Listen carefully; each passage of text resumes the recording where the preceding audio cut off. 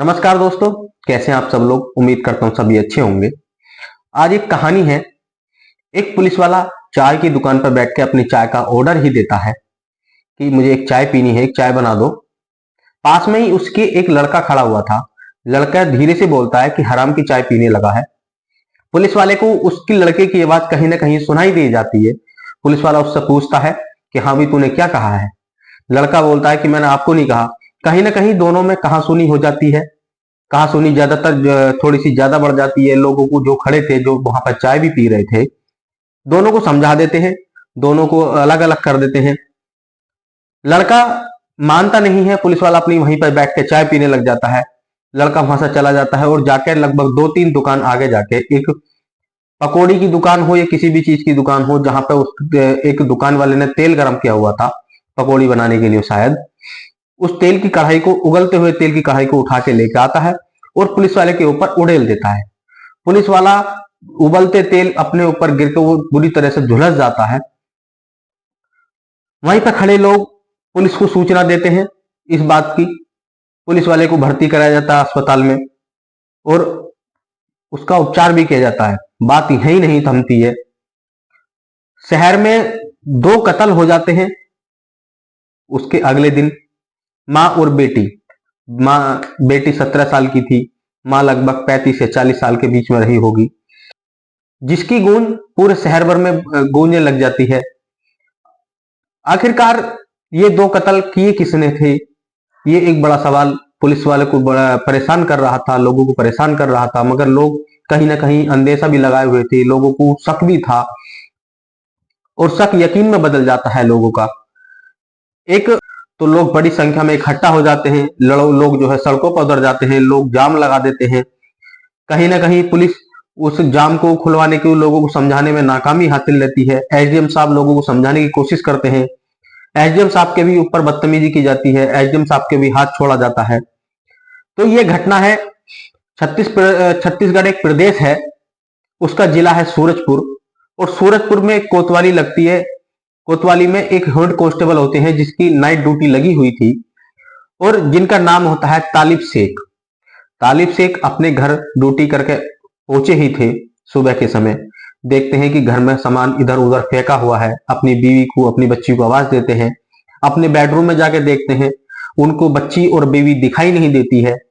जगह जगह जब खून उन्हें दिखाई देता है बेडरूम में, वो पुलिस को सूचना देते हैं और पुलिस को सारी बात फोन पर बताते हैं। पुलिस घर पर पहुंच जाती है। अपने तालिब से अपने मिलने जुलने वालों को, रिश्तेदारों को भी फोन करते हैं, पड़ोसियों को भी पूछताछ करते हैं कि मेरे घर पर कौन आया है, मेरी बीवी बच्चे कहाँ गए हैं। मगर किसी को कुछ पता ज्यादा था नहीं। मगर लोगों के दिमाग में, जहन में कहीं ना कहीं एक नाम जरूर दौड़ रहा था, कुलदीप साहू का। लोगों को उस पर पूरा शक था। कुलदीप साहू उसी शहर का एक कबाड़ी था, जो बड़ी मात्रा में कबाड़ी का काम करता था, व्यापारी का काम करता था। लोग इकट्ठा होने लग जाते हैं तालिब शेख के घर पे और लोगों के जो है गुस्सा उबाल ले रहा था, क्योंकि ये कुलदीप साहू की तरफ को सबका शक जाता है। लोग बड़ी संख्या में इकट्ठा हो जाते हैं। कोई कोतवाली पर जाम लगाने की कोशिश कर रहा था, कोई सड़क जाम करने की कोशिश कर रहा था। कोतवाली पर लोग धरना दे देते हैं। और तभी अचानक कहीं से एक सूचना आती है कि लगभग 5 किलोमीटर दूर एक जगह लगती है जूरपीड़ा मार्ग। जूरपीड़ा मार्ग के नहर के, जो जूरपीड़ा मार्ग होती है, वहां पे एक नहर पड़ती है रास्ते में। रास्ते के किनारे 2 लाश पड़ी हुई हैं। उन लाशों को देखा जाता है। तालिब शेख उनकी पहचान करता है, तो वो कोई और ही नहीं थी, तालिब शेख की बीवी और उसकी 17 साल की बेटी, जो अर्धनग्न हालत में पड़ी हुई थी, जिन्हें धारदार हथियार से काट दिया गया था। तालिब शेख उन्हें देख के गुस्सा भी था, नाराज भी था, दुखी भी था। उसकी छोटी सी दुनिया उजड़ चुकी थी। जब लोग उनकी लाशों को देखते हैं, लोगों का उबाल चरम सीमा पे था, लोगों को गुस्सा चरम सीमा पे था। लोगों को समझाना मुश्किल था। एसडीएम साहब जहां एसडीएम साहब भी समझाने की भीड़ को कोशिश करते हैं और भीड़ को समझाते हैं कि कानून अपना काम करेगा। लोग वहां पे भी नहीं थमते हैं। लोगों पे इतना गुस्सा था कि एसडीएम साहब को भी उन्होंने कहीं ना कहीं थप्पड़बाजी, जैसे मीडिया रिपोर्ट बताती है कि 2-4 थप्पड़ उनके भी लगा दिए गए थे। वो तो अच्छा था कि एक पुलिस कांस्टेबल था जिसने एसडीएम साहब को वहां से जल्दी जल्दी आनन फानन में निकाल लिया था, वरना भीड़ का कहीं ना कहीं वो भी शिकार हो जाते। कुलदीप साहू का शहर में एक बड़ा गोदाम था। लोग उसकी तरफ को, गोदाम की तरफ को चल जाते हैं और गोदाम में आग लगा देते हैं। गोदाम के बाहर खड़े वाहनों में भी आग लगा देते हैं। कुलदीप के घर की तरफ को लोग कूच कर रहे थे। जैसे ही कुलदीप के घर पहुंचते हैं, पुलिस ने कहीं ना कहीं कुलदीप के साहू के बच्चों को भी, जो घर वाले थे, उन्हें बचा लिया। भीड़ ने कुलदीप साहू के घर में जितना भी जो सामान था सब भी उसके भी आग के हवाले कर दिया। उसके घर के जो सामान के, घर के जो बाहर वाहन खड़े हुए थे, उन सब में आग लगा दी। पुलिस बल के द्वारा प्रयोग किया गया, भीड़ हटाई गई। पुलिस ने अपनी जांच शुरू की। जो ये घटना हुई थी, कत्ल की वारदात हुई थी, ये 14 अक्टूबर की थी। पुलिस जब जांच करती है तो 13 अक्टूबर की सुबह को जो घनश्याम दास, जो कांस्टेबल थे, जो चाय की दुकान पर बैठकर अपनी चाय का ऑर्डर दिया था, वो तेल किसी और नहीं कुलदीप साहू ने फिर उनके ऊपर फेंका था। वो भी ड्यूटी करके अपनी आए थे रात की, और सुबह को अपनी एक चौपाटी पे बैठकर चाय का ऑर्डर दे रहे थे, जिनमें खड़े कुलदीप बराबर में जो कुलदीप साहू खड़ा था, उसने कहा था कि हराम की चाय पीने आ गया है। कांस्टेबल को कहीं ना कहीं, घनश्याम दास कांस्टेबल को कहीं ना कहीं वो बात सुनाई दे जाती है। दोनों में आपस में भिड़ंत हो जाती है, दोनों आपस में बहस करने लग जाते हैं। वहां पर जो लोग खड़े हुए थे उन्होंने दोनों को समझा लिया था, जिससे दोनों में शांति बनी हुई थी। मगर कुलदीप साहू ने जाके बराबर से उबलते हुए तेल की कढ़ाई को लाकर घनश्याम दास कांस्टेबल के ऊपर फेंक दिया, जिससे कांस्टेबल बुरी तरह झुलस जाते हैं। और घनश्याम दास को एक हॉस्पिटल में होता है, आनंद फानन में एक मेडिकल कॉलेज में भर्ती कराया जाता है, जिसका उपचार वहां कराया गया था। यह बात उच्च अधिकारियों को पता चल जाती है। पुलिस की एक टीम बनाई जाती है। उसी टीम में तालिब शेख को भी शामिल किया गया था। टीम का टारगेट था, अगर कुलदीप साहू कहीं मिले तो उसे पुलिस के हवाले कर दिया जाए, उसे गिरफ्तार कर लिया जाए। वो गिरफ्तार करके उसे कहीं ना कहीं जेल भेज दिया जाएगा। उधर टीम बनी रही थी, तालिब शेख उस टीम का शामिल हो ही रहे थे। अगले उसी रात को कुलदीप साहू को तालिब शेख के घर पहुंच जाता है। बड़ी बेरहमी से उसके बच्चों का कत्ल कर देता है।